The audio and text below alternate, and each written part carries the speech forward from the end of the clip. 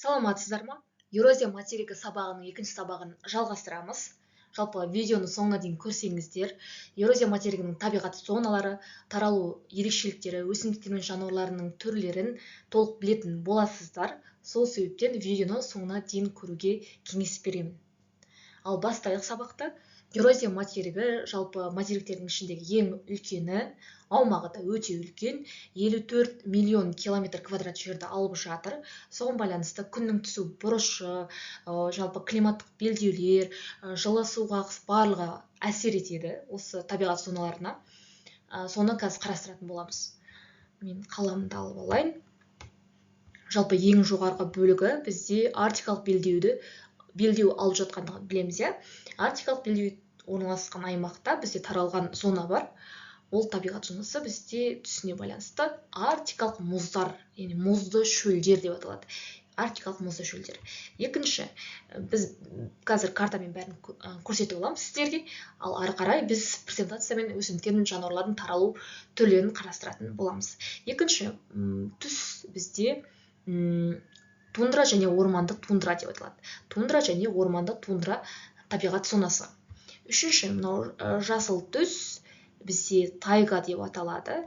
Жалпы қазір картадан көрсетіп алайын. Бірінші, тайга үшінші табиғат зонасы.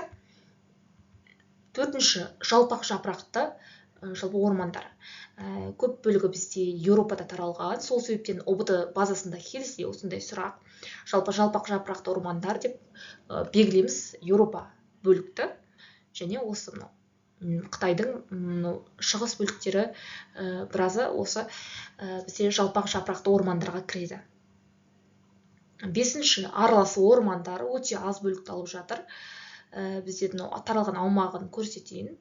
Жалпы Норвегия, Швеция, мына жерде Эстония, Латвия, Литва сияқты мемлекеттер аралас бізде ормандар таралған мемлекеттер болып табылады. Сондай-ақ бізде Қазақстанның солтүстік бөлігі бізде аралас ормандар табиғат зонасына кіреді. Ары қарай орманды дала және дала зонасы Қазақстанда да таралған. Бізде өте ыстық зоналардың бірі, мектеп базасынан өтіп жатқан. Таралған аймақтары бізде Еуропаның біраз бөлігі. Мына жерде бізде Қазақстан, Қытайдың шығыс, оңтүстік шығыс бөліктері кіреді бұл аймаққа. Орманды дала зонасы бізде аз бөлігін алып жатыр.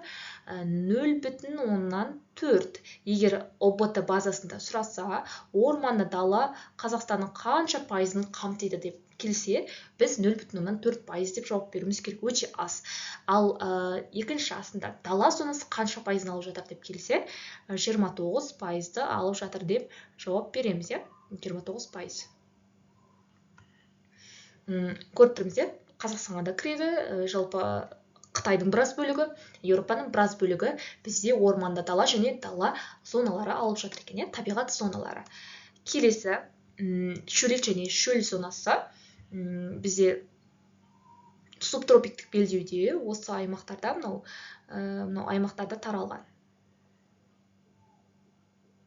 Бізде шөлейт және шөл зонасы, ары қарай біз қазір біз субтропиктік, бұл солтүстікте және сонымен бөлек субтропиктік шөлдерді айтсақ болады. Мынау жерде Ефрат өзенінің оңтүстігіне қарасақ, мынау шөлді көреміз. Шөл зонасы.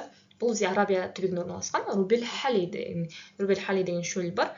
Сондай-ақ мынау Орта Азияның, оңтүстік батыс Азия бөліктері, Үндістанның солтүстік бөліктері, яғни тар шөл жатыр. Сондай-ақ та жерде Такламақан, Гоби сияқты шөлдер орналасқанын байқауымызға болады. Себебі бұның барлығы бізде шөлейт және шөл зонасына кіреді екен. Саваналар мен сирек ормандар бізде жасыл түсті бірден байқауға болады. Қай аймақтан? Яғни Үндістан түбегінен көруімізге болады екен. Енді Үндістан жалпы мемлекет Үндістан жалпы түбегі саваналар мен сирек ормандарға кіреді. Сондай-ақ бізде мына жерде Мьянма, Таиланд, Камбоджаның біраз бөліктері бізде саваналар мен сирек ормандар табиғат зонасына кіреді екен.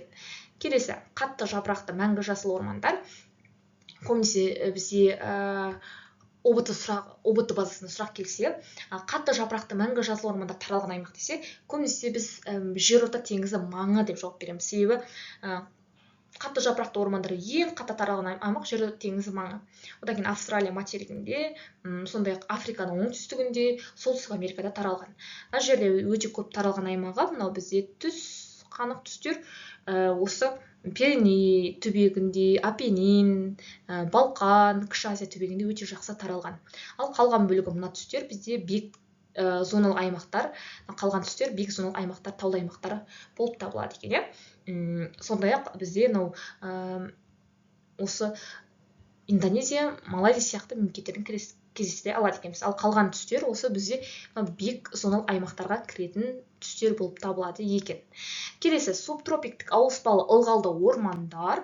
Бұл бізде Үндістан түбегінің батыс бөлігі, Шри-Ланканың солтүстік бөлігі, Үндістанның бізде шығыс бөлігі, жалпы Қытайдың оңтүстік шығыс бөліктері, Кореяның оңтүстігі, Жапонияның бізде оңтүстік батысы, жалпы Филиппин аралдары, Тайвань, Хайнань аралдары, жалпы Малакка түбектері барлығы бізде субтропиктік ауыспалы ылғалды ормандарға кіреді, енді муссондық ормандарға. Ең соңғы бізде ылғалды экваторлық ормандар көк түспен белгіленіп тұр. Яғни мына жерде Шри-Ланка аралының оңтүстік бөлігі, жалпы Малакка түбегі, яғни Малайзия мемлекеті, Индонезия, Филиппин мемлекетінің оңтүстік бөліктері барлығы бізде ылғалды экваторлық орманға кіреді екен. Әрі қарай біз енді осы материктердің картада орналасқан ерекшеліктерін, жануарлар мен өсімдіктердің ерекшеліктерін қарастыратын боламыз. Енді арктикалық соған байланысты біз жаңа айттық, ең жоғары бөлігі арктикалық мұзды аймақты құрайды деп. Енді арктикалық мұзды шөлдерге анықтама беру керек. Арктикалық және субарктикалық климаттық белдеудің екі типі байқалады дейді. Жалпы ОБД желісіне келсе, батыс аудандары теңіздік, жауын-шашыны жоғары. Неге деп айтсаңыздар, мына жерде мен стрелка қоямын. Не үшін қойдым? Бұл жерде бізде солтүстік Атлант деген жылы ағыс өтеді. Сол себептен бізде Еуропа бөлігі өте ылғалды. Еуропаға барсаңыздар, жауын-шашын өте көп бұл жерде. Не себептен? Сол себебі жылы ағыстың әсерінен, яғни солтүстік Атлант ағысының әсерінен екен. Соған байланысты бізде батыс бөлігі теңіздік типке кіреді, яғни жауын-шашын мөлшері өте жоғары, температурасы да өте қатты емес. Ал шығыс бөлігі, мына бөлігі, шығыс жағында жылы ағыс жоқ деп айтуға болады. Бұл жерде шұғыл континентті ауаны құрайды, жауын-шашын өте аз, ал қысы өте қатал, -45-тен жоғары градусты көрсетеді екен. Яғни арктикалық шөлде мынау бізде жануарлар, ағаю сияқты жануарлар мына жерде көп, теңіз итбалықтары барлығы осы жерде бізде арктикалық шөлде таралған. Қысы ұзақ, суық, жазы суық, поляр күні тәулік бойында созылады. Өсімдік жамылғысы мен жануарлар дүниесі өте жұтаң дейді. Өйткені өте суық аймақ екенін білеміз. Келесі бізде мына екінші түс ашық емес, яғни бізде күңгірт дейме, қандай толық жоғарғы бөлікте мынау күлгінің ашықтау түсі. Бұл белдеу субарктикалық белдеу деп аталады. Топырағы толық жетілмеген, батпақты, өйткені өте суық қой, балалар, олай аймақ. Өсімдіктері, яғни ОБТ-да осыны қатты қарап алыңыздар, себебі осы бөлік келіп қалу ықтималдығы өте жоғары. Яғни өсімдіктері бұғы, мүк, қона, балдырлар осы бізде тундрада таралған, топырағы толық жетілмеген деп те келеді. Ал жануарлары бізде бұлан, қоңыраю, қоян, саңырауқұлақ сияқты, саңырауқұр сияқты өсімдіктер, жануарлардың түрлері таралған екен. Аяз бізде 6 айдан 8 айға дейін таралған. Жалпы ағаштардың биіктіктері 50 сантиметрге дейін барады екен. Өте қатты биік өспейді. Жатаған, яғни жатап өседі екен көбінесе ағаштар. Сол себептен биіктіктері өте қатты биік емес, 50 сантиметрге дейін барады.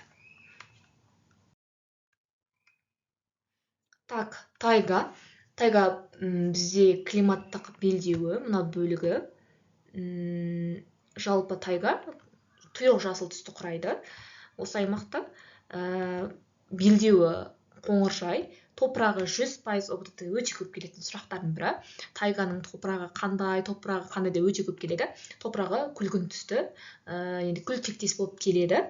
Өсімдіктері қарағай, шырша бұл да өте көп келеді. ОБТ-да да олимпиада желілерінде өте көп келетін сұрақтардың бірі. Яғни балалар, сіздер қиналсаңыздар, осы зоналардың жақсылап осыны бір көріп алсаңыздар, жалпы осы сұрақтар келеді. Айналып осы сұрақтар көбінесе өсімдіктер мен жануарларын сұрайды, жалпы таралу аймақтарын сұрайды.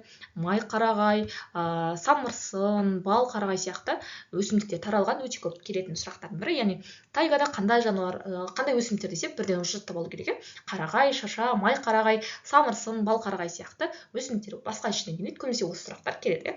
Топырағы күлгін, жануарлары қоңыр аю, қабан, бұлан, бұлғын, қиыр шығыста таралған жалпы осы жануарларды айтуға болады мына жерде. Бұлғындар, шошқа, аю, яғни осы тайга жолбарыстарын кездестіруге болады. Яғни барсаңыздар сол аймаққа. Так, келесі аралас жалпақ жапырақты ормандар. Аралас жалпақ жапырақты ормандар мына аймақтар, солғын жасыл аймақтар. Бұл жерде климаттық белдеуі жалпы тағы қоңыржай, себебі қоңыржай өте үлкен, 40 пен 60 градусты алып жатыр. Топырағы шымды күлгін. Егер ОБТ-да, олимпиада желісінде аралас және жалпақ жапырақты ормандар қайда таралған десе, бірден автоматом осы еуропалық бөлікті белгілейсіздер. Топырағы қандай десе, әрине шымды күлгін деп белгілеуге болады. Енді батыста өсімдіктері толы, батыс бөлігі шамшат, емен, шырша, ал шығыста амур барқыт ағашы, жабайы жүзім, лианалар, корей самырсыны, бал қарағай, сібір май қарағай сияқты өсімдіктер таралған екен. Жануарлары зубыр, бұлан, марал, елік, қоңыр аю, қабан сияқты терісі бағалы кәсіптік маңызы бар аңдар мен құстар өте көп болады екен. Және сол жануар мен өсімдіктермен ерекшеленетін бізде зона аралас жалпақ жапырақты ормандар зонасы деп аталынады. Келесі, бұл өте ыстық, себебі бізде Қазақстанда да таралған бұл орман дала зонасы. Мынау бөліктің ашық, осы ашық жасыл, яғни сары түстермен ерекшеленеді. Көбінесе сары түстер ғой, жасыл, сары. Жалпы белдеу қоңыржай, топырағы өте құнарлы қара топырағы. Оны біз зонасынан, жалпы Қазақстанның да зонасынан байқауға болады. Бізде шірігі мол, гумус деп аталады. Гумус дегеніміз шірігі мол деген сөз. Сол шірігі мол аймақ болып табылады. Әсіресе орман дала шірігі мол болып келеді. Ал дала кішкене сәл гумус сәл аздау болады. Мысалы, енді еуропалық бөлікте сары түстер ғой, енді сары түсті айтуға көбінесе. Еуропалық бөлікте жалпақ жапырақты емен, үйеңкі сияқты өсімдіктер көп өсіріледі, жалпы өседі. Азиялық бөлікте ұсақ жалпақ жапырақты қайың, көктерек, астық тұқымдас өсімдіктерінен мынау мына түсті сарымен жасаймын, себебі бұл туралы өте бір әдемі сұрақ келеді. Сұрақ былай келеді: дала зонасының өсімдіктерін белгілеңіз деп. ОБТ-да да өте көп келеді, олимпиада желісінде де өте көп келеді. Сонда бірден осы селеу боз бидайықты белгілейсіздер. Дала зонасы десе селеу боз бидайық, ал жалпы орманды дала десе мына жерде қайың, көктерек, жалпақ жапырақты емен, үйеңкі сияқты өсімдіктерді белгілейміз. Себебі екеуі түрлі. Орман дала өсімдіктері сәл ерекшелеу келеді, ал даланыкі селеу боз бидайық сияқты өсімдіктерді айта аламыз. Жануарлары қасқыр, қарсақ, түлкі, саршұнақ, дала тышқандары, дала күзені сияқты өсімдіктер айта аламыз. Мына жерде қасқыр, дала күзені, түлкі, біздің мына жерде қоян, дала кемірушілері, дала тышқандары айтуымызға болады екен. Келесі табиғат зонасы шөлейт және шөл зонасы деп аталады. Соған байланысты бізде ОБТ-да келетін сұрақ бар. Шөлейт зонасы қанша пайыз Қазақстанда? Шөлейт зонасы Қазақстанда 14% алып жатыр. Ал шөлейт бізде 44% алады. Өте көп келетін сұрақ. Шөл қанша пайыз, шөлейт қанша пайыз деп сұрақтар келеді. Шөл зонасы бізде 44% құрайды, шөлейт бізде құрайды 14%. Таралған климаттық белдеуі қоңыржай, яғни мынау бөлігі. Осы аймақтар бізде шөл және шөл зонасы, Қазақстанның бөлігі. Жалпы топырағы күңгірт, қара, қоңыр топырақты құрайды. Жалпы балалар ыстық аймақ болғандықтан кей жерлерде тұзы бетіне шығып жатады. Енді сортаңдар, мысалы, Арал теңізіндегі ыстық жерлерде, яғни тұзы шығып жатқан бөліктерді көре аламыз. бұлар яғни температураға байланысты әртүрлі болып табылады. Топырақтары күңгірт қара, тұзы бетін шығатын сортаңдарда кездеседі екен. Сұр қоңыр топырақтарда кездеседі. Жалпы өсімдіктері жусан, селеу, бетеге және бұйырғын сияқты өсімдіктер өседі. Сонымен қоса тағы бір акцент жасайтын нәрсе бар. Бұл жерде балалар құрғақшылыққа төзімді өсімдіктерді белгілеңіз деп келіп қалуы мүмкін. Құрғақшылыққа төзімді ең бір ерекше өсімдіктердің түрі ксерофиттер деп аталады. Бұл қандай өсімдіктер? Жалпы тамырына ылғалдай жинайтын өсімдіктерді біз ксерофиттер деп атаймыз. Мысалы, сексеуіл, тағы кактус сияқты өсімдіктер өте ыстық жерде өсе алады. Бірақ ол неге өлмейді деген сұрақтар келіп қалуы мүмкін. Себебі олар ксерофиттерге жатады. Тамыры өте прям тереңде. Соған байланысты олар тереңдегі суларды тамырымен ала алады екен. Бұны ксерофиттер деп атаймыз. Ал екінші бір түр бар, эфемерлер. Бұлар көктемде ерте гүлдеп, тұқымын шашып үлгеретін өсімдіктер, бір айдың ішінде. Олар эфемерлер деп аталады. Осы айырмашылығы, осы эфемерлер мен ксерофиттердің айырмашылығы. Енді шыратты оазистер деген түсінік бар.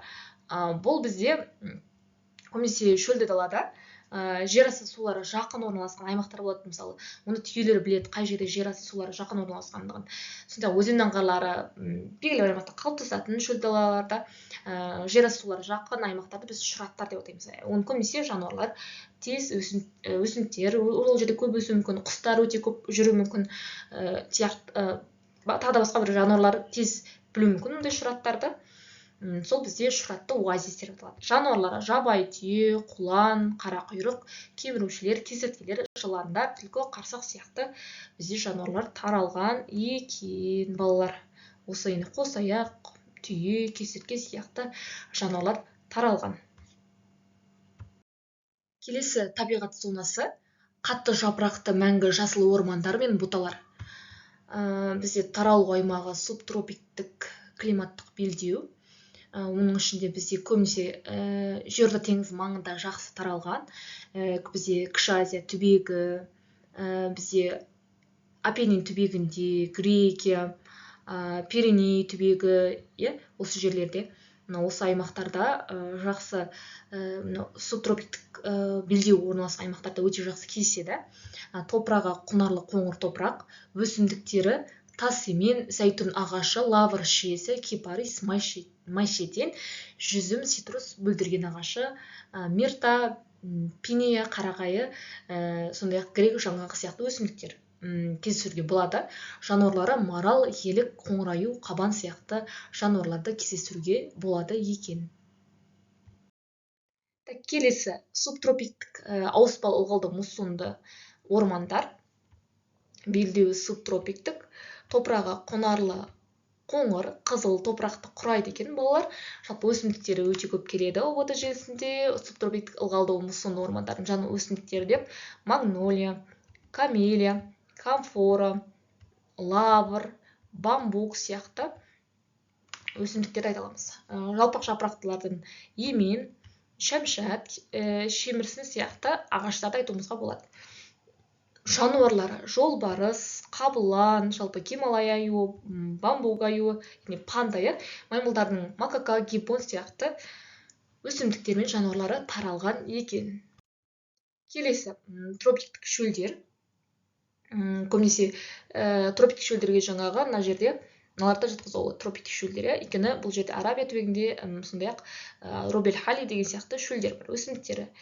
Осы шөлді аймақтарда айтсақ болады. Тағы да жануарларда өсімдіктер қараған, шеңгел, құрма пальмасы, жануарлары желаяқ бөкендер, жабайы есек анагір, жабайы нар, қасқыр, шибөрлер кездеседі екен. Келесі саванналар мен серік ормандар. Бізде жасыл түсті аймақтар, саванналар мен серік ормандар деп аталады. Жалпы климаттық белдеуі субэкваторлықты құрайды. Топырағы қызыл қоңыр, қызыл топырақты құрайды екен. Өсімдіктер пальмира пальмасы, сандал ағашы, тик ағаштары болып табылады. Жануарлары маймыл, ірі орангутан сияқты. Сонан бөлек мынау піл, әртүрлі бізде жануарлар осы саванналар мен серік ормандарда өмір сүреді екен. Келесі зона ылғалды экваторлық ормандар. Жалпы таралу аймағы мынау бізде көк түстер ылғалды экваторлық ормандар деп аталады. Мына жерде бізде Малайзия, Индонезия, Филиппин, оңтүстік бөлігі, мына жерде Шри-Ланканың оңтүстік бөліктері бізде ылғалды экваторлық ормандар деп аталады. Таралу климаттық белдеуі экваторлық, топырағы қызыл сары ферролитті болып табылады. Өсімдіктер лианалар, ротанг пальмасы, 200-300 метрлік орхидеялар, бамбук, пальма сияқты өсімдіктерді айта аламыз. Жануарлары мүйізтұмсықтар, жабайы бұқылар, макакалар, ірі орангутангтар, тауыстар, жыртқыштан жолбарыс пен қабыланды кездестіруге болады екен. Сабақ осымен аяқталды. Егер ұнаса, лайк басып, комментарий жазыңыздар. Сау болыңыздар.